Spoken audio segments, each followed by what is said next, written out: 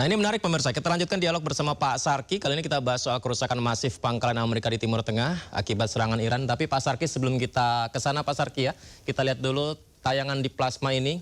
Yang menjadi pertanyaan pertama Pak, ini adalah beberapa serangan-serangan dari Iran ke pangkalan militer di negara-negara Teluk. Sebelum ke nilai ekonominya, mengapa pangkalan militer ini menjadi salah satu sasaran dan target dari Iran Pak? Jadi begini, Iran diserang oleh Amerika dan Israel ya melalui ruang udara daripada negara-negara ini. Dan negara ini memiliki pangkalan Amerika, seperti di Kuwait ada pangkalan Amerika, di Irak ada, di Jordania ada, King Abdul Aziz ada, di mana di Saudi Prince Sultan ada, Al Udeid di mana di Qatar ada, di Bahrain juga ada, kemudian masuk di Oman juga ada, di Uni Emirat juga ada. Jadi mereka menjadi target sah. Pertama, serangan Amerika dan Israel itu serangan yang tidak sah, unjust war, berlawanan dengan hukum perang, jadi melanggar tidak sah, itu serangan tidak sah. Nah itu maka Iran membalasnya dengan menganggap bahwa semua yang menjadi tuan rumah serangan, baik dia menggunakan tempat untuk take off atau tempat untuk dilewati atau tempat untuk untuk menjadi tempat mengisi bahan bakar, untuk mengirim drone atau pengendalian, dianggap sama. Itu adalah pangkalan Amerika. Jadi dalam menurut hukum perang itulah sasaran yang sah. Banyak orang bilang, oh kesalahan Iran untuk menyerang negara Arab. Bukan negara Arab, dia menyerang pangkalan ini dan itu sah. Jadi nggak banyak yang dikomplain dari orang negara-negara Arab ini. Kenapa ya? Karena memang sasarannya sah. Nah, alasannya mereka kenapa? Oh itu soalnya apa Iran diserang? Oh, karena Iran mau membantu mendanai Hezbollah, bantu mendanai Houthi. Karena itu dia sah diserang. Lah, ini bukannya mendanai, mereka menjadi tempat nongkrongnya pesawat Amerika atau sistem Amerika. Berarti kan lebih parah daripada itu kan? Nah, saya langsung lanjut ya. Silakan Pak. Jadi yang diserang yang pertama adalah sistem radar di Kuwait, kemudian di Bahrain, di Qatar, kemudian di Uni Emirat. Yang paling parah adalah di sini namanya di Bahrain. Di sini ada pangkalan angkatan laut Armada kelima. Bayangkan, Armada kelima Amerika berada di sini pangkalannya. Bayangkan di tengah Teluk. Jadi siapa penguasa Teluk? Dari sini banyaknya pangkalan militer ini berarti sebetulnya penguasa Teluk Persia itu adalah Amerika. Yang pertama. Kemudian dia menyerang juga Al-Dafa Air Base. Hancur nih F-35 hanggarnya, dicurigai ada F-35 yang hancur juga. Dan yang menyerang adalah pesawat F-5. Bayangkan dari Iran, pesawat F-5 yang zaman tahun 70-an itu digunakan untuk menyerang dan menghancurkan ada hanggar di situ. Nah, kemudian menghancurkan juga banyak ya, seperti Camp Baring Air Base, ini banyak juga tempat. Kemudian Camp Arijan di tempat angkatan darat, ada pangkalannya helikopter Apache dihancurkan. Al Udeid itu adalah depot dan command centernya. Dan yang paling parah juga adalah di Qatar. Di Qatar itu adalah Al Udeid. Al Udeid yang merupakan Command Air Operation Center. Jadi pusat pengendali operasi udara Central Command itu di sini. Dihancurkan, pada pergi semua. Sampai keluar perintah dari Kementerian Luar Negeri untuk semua warga sipilnya pergi dan warga militernya tinggal ke hotel-hotel dan hotel diserang juga. Dan yang Israel juga diserang ini, yaitu Telnov Air Base, kemudian Nevatim, Ramon Air Base, pangkalannya F-35, pangkalannya F-15I. Dan yang terjadi adalah dicurigai ada 2 F-35 hancur juga, tapi kan tidak masuk berita, sama F-15I hancur juga.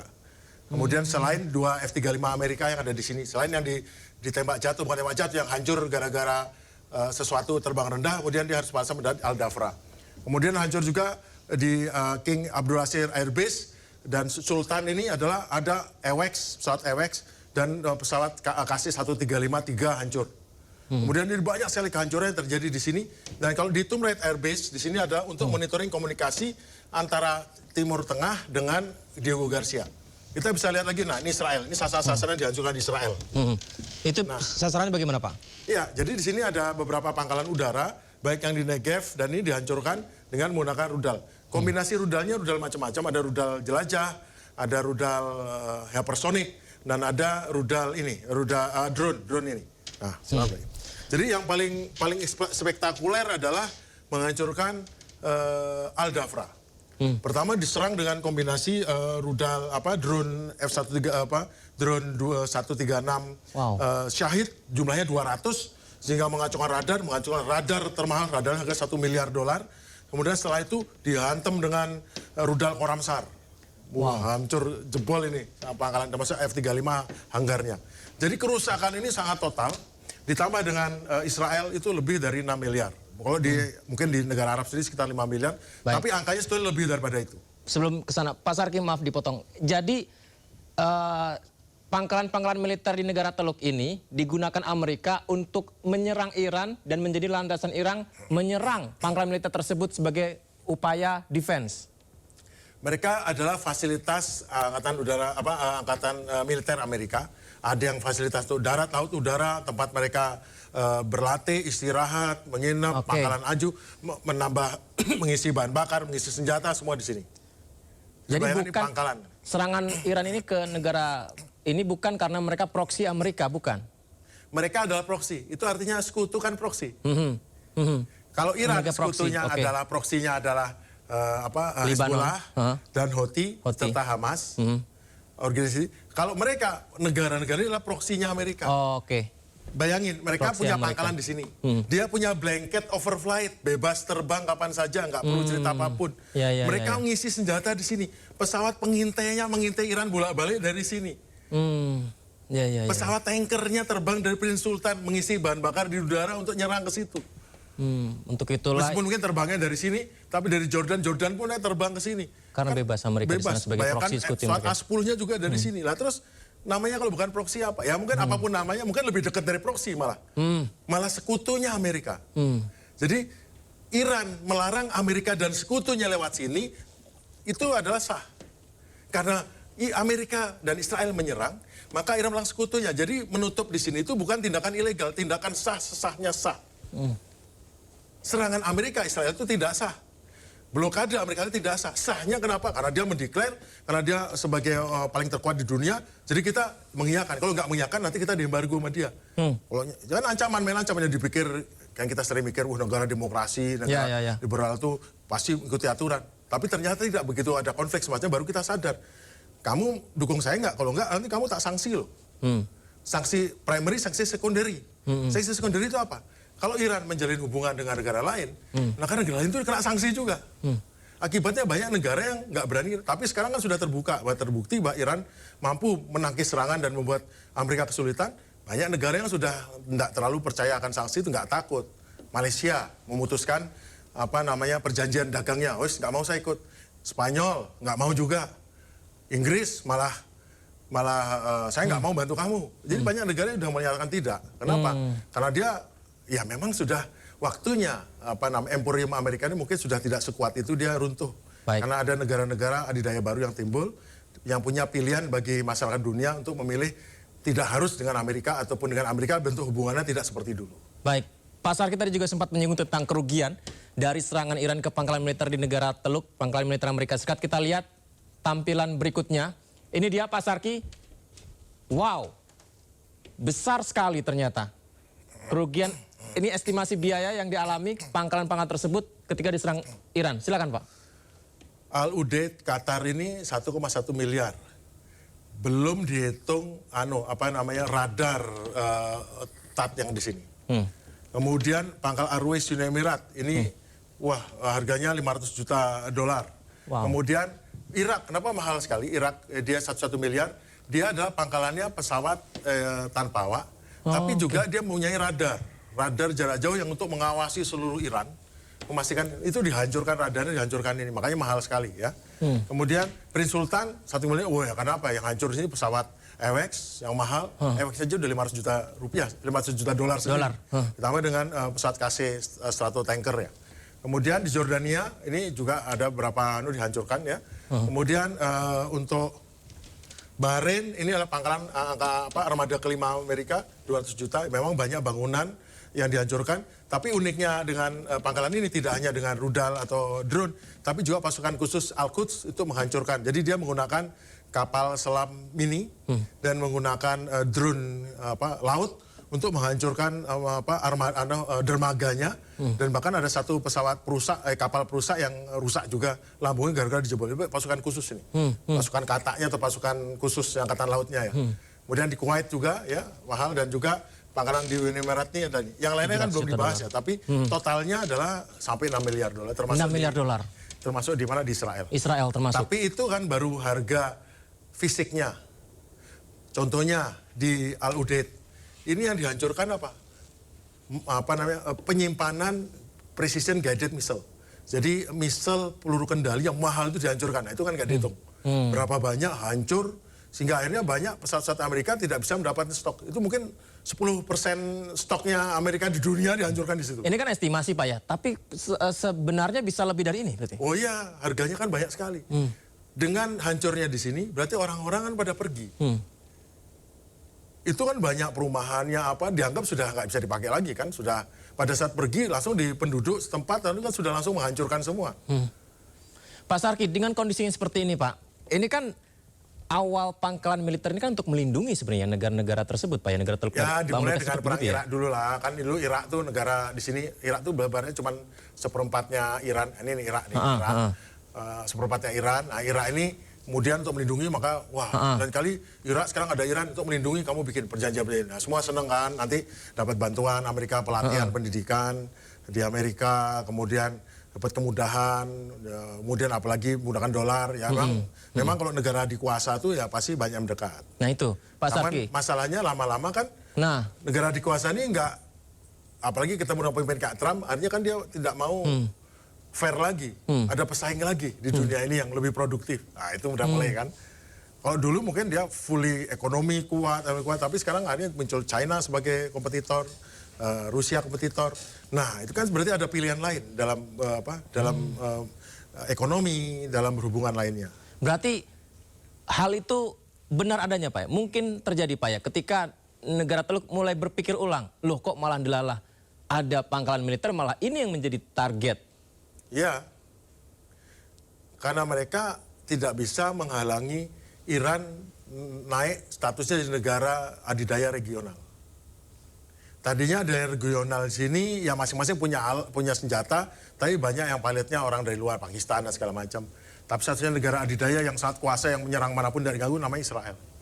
Tapi sekarang dengan adanya ini terbukti bahwa Iran jauh lebih besar, potensinya lebih besar, dan kalau diberi kesempatan berkembang, ekonomi dibuka, nggak ada yang lain, nggak ada apa-apanya dibandingkan Israel dengan Iran. Iran bisa memproduksi, tidak hanya mengkonsumsi. Sini kan kebanyakan memproduksi minyak, mengkonsumsi yang lain. Ya. Kalau di sini memproduksi minyak, memproduksi teknologi, memproduksi kesehatan, memproduksi pendidikan, memproduksi macam-macam. Dan negaranya cukup luas dan negaranya bukan gurun tandus. Negaranya negara pegunungan yang tidak kekurangan apapun. Pak Sarki, sayang waktu kita terbatas, tapi mungkin pertanyaan pamungkas saya. Iran kan menyerang ini menggunakan rudal-rudal, mengeluarkan rudalnya begitu ya. Artinya ada biaya di sana dikeluarkan. Sementara Iran juga menerima serangan dari Amerika dan Israel. Artinya mereka juga mengalami kerugian di dalamnya begitu. Apakah mereka masih memiliki kuota yang cukup Pak untuk bisa melakukan serangan kembali? Amerika mungkin persiapannya baru 6 bulan yang lalu nyerang. Iran bertahan ini sudah 20 tahun. Dia sudah menabung apapun dibutuhkan. Kan sering dituduh RGC itu garda revolusi. Wah ini korup nih. Dia banyak ngelola BUMN ini. Duitnya kemana gini. Kan terbukti ternyata duit itu jadi alat-alat pertahanan. Alat-alat untuk bertahan daripada serangan lawan. Dia siap. Nah kemudian alat itu juga canggih kan. Dan juga kemudian, dan inilah dia. Asimetrisnya adalah dia dengan biaya jauh lebih murah. Sekali lagi saya ingatkan. Dia bisa menggunakan satu drone seharga $20.000 menghancurkan radar di Qatar seharga $1 miliar. Amerika jual duit mungkin hampir untuk biayanya saja mungkin habis 5 miliar pada bulan pertama. Selain korban 5 miliar ya, ada biaya keluar 5 miliar, dia jauh lebih murah karena dia udah siap. Dia sudah siap selama 20 tahun. Saya yakin skenario perang ini mungkin dia malah lebih siap, dia diserang bukannya Amerika tapi NATO juga sekalian. Negara Arab juga sekalian, mungkin itu yang lebih siap. Dia siap akan diserang karena dia tahu kan, dia melihat oh di negara ini. Mereka itu sangat tahu Amerika. Pada saat tahun 79 sebelum revolusi Iran, itu orang Iran sekolah di Amerika itu 50.000 orang, PhD, S2 dan S3. Setelah itu, meskipun dia hubungan buruk Amerika, setiap tahun itu rata-rata 12.000 orang berangkat ke Amerika untuk ngambil S2 dan S3. Presidennya Pereskian itu lulusan Stanford Amerika. Kecuali sampai tahun 2025 kemarin, baru berkurang yang berangkat ke Amerika karena dihambat. Tapi sebelumnya Amerika nggak artinya apa? Orang Amerika sendiri tahu Iran ini potensi masa depan. Mereka artinya ini bukan orang radikal, bukan orang ini. Ini radikal itu adalah mengkartunkan atau menganimasikan orang Iran sehingga jadi kelihatan kurang mampu, radikal, nggak beres, segala macam. Ya kenapa? Karena politiknya beda dengan Amerika dan Israel. Kan dulu mereka sahabatnya Israel dan Amerika. Setelah dikuasai oleh revolusi dan dipimpin oleh ini, ya, jadi dengan sistem yang berbeda menjadi lawan. Sesungguhnya apakah Iran mengancam Amerika? Tidak. Mengancam Israel? Ya, tapi Israel mengancam Israel kenapa? Karena dia membela Palestina. Hezbollah, Hamas, pembela Palestina. Dia mensupport dari luar. Bedanya apa? Dengan Amerika mendukung pemberontak Kurdi di Irak, memberontak Kurdi di Suriah, mendukung pemberontak ISIS di Suriah sekarang merebut itu. Kan sama saja. Cuma sekarang adalah Iran yang membantu ini untuk membebaskan Palestina atau memberi tekanan pada Israel terkait Palestina. Jadi negara besar itu seperti itu. Iran belum besar, dia sudah berperilaku seperti negara besar. Yang lain, diam-diam, sembunyi-sembunyi, nggak berani. Mungkin bantu juga kan, tapi diam-diam aja. Apakah ada kekhawatiran Iran menjadi Cina kedua gitu? Oh iya, dengan kemampuan itu Cina kedua. Apalagi kesehatan. Kan seperti saya pernah bilang, waktu saya di sebuah stasiun TV nanya sama orang, "Oh Pak, saya baru pulang dari dia nonton saya di TV pada saat dia lagi di Teheran." Ngapain Teheran? Berobat Pak, stroke. Terus di sana emang kenapa? Kok sana Pak? Murah Pak. Contohnya apa? Kalau di Turki Pak, kita rambut nih harganya 100 juta nih, transplantasi rambut atau ini. Di sana cuma 10 juta Pak, lebih murah lagi. Wah, kok bisa gitu? Loh, orang-orang Turki itu belajarnya di Iran Pak. Di sana ilmu kedokteran. Kok bisa maju? Stem cell-nya maju Pak. Kok bisa maju gimana? Di negara lain kan nggak bisa stem cell manusia. Di Iran tuh katanya bisa Pak. Pokoknya selama umurnya janin itu belum 40 hari, itu masih belum dianggap manusia. Berarti sudah mulai menggunakan stem cell yang lebih mirip sama manusia. Jadi lebih sukses Pak, stem cell-nya bagus. Wah, saya mikir benar juga ya, tak tanya sih di AI, nyata betul seperti itu. Memang dia maju sekali. Jadi negara yang sangat rasional gitu loh. Nggak ideologis banget. Ideologis itu hanya untuk prinsip dasar negaranya. Tapi bila mengambil keputusan mereka negara yang sangat rasional. Saya menilai mereka itu kan perang itu dengan menganggap dia musuh. Dalam sekolah di Amerika, maka pelajaran utama adalah kenalilah musuhmu lebih daripada sahabatmu. Saya pelajari, lama-lama saya, loh negara ini kok oke juga ya. Nggak seperti yang saya bayangkan, negara ini negara radikal, ternyata tidak. Cuma masalahnya kan nggak semua orang seperti saya. Kalau saya diajar critical thinking kalau di Amerika itu, kamu harus pelajari dia betul-betul sehingga kamu bisa mengalahkan dia. Kamu bunuh dia, atau kamu sogok dia, atau kamu rayu dia. Yang penting keinginan objektif kita, strategi objektif kita tercapai. Nah sama, Amerika harusnya tidak hanya menggunakan militer, dia harus menggunakan cara lain. Nah cuman masalahnya karena dipengaruhi Israel, cuman mikir cara militer tok, tidak mikirkan cara lain untuk membujuk Iran. Menurut saya harusnya Iran itu temannya Amerika. Karena tidak ada negara lain yang cocok jadi temannya di Timur Tengah kecuali Iran. Wow. Karena ini terlalu kecil, negara ini terlalu kecil dan banyak masalahnya kan. Iran kan tidak. Menarik itu. Dulu temannya Amerika dekat. Zaman Pahlavi ya? Iya. Artinya sekarang pun harusnya dekat, cuma karena berbeda pimpinan kan. Baik. Itu aja. Pak Sarki, terima kasih banyak Pak. Menarik sekali. Tadi yang saya kutip, teman yang sebenarnya untuk Amerika sebenarnya adalah Iran. Iya. Itu menarik. Pak Sarki, nanti bisa kita dialog kembali ya Pak ya. Terima kasih banyak Pak. Dan pemirsa, kita akan segera kembali. Sindo Prime masih akan bersama Anda. Tetap bersama kami.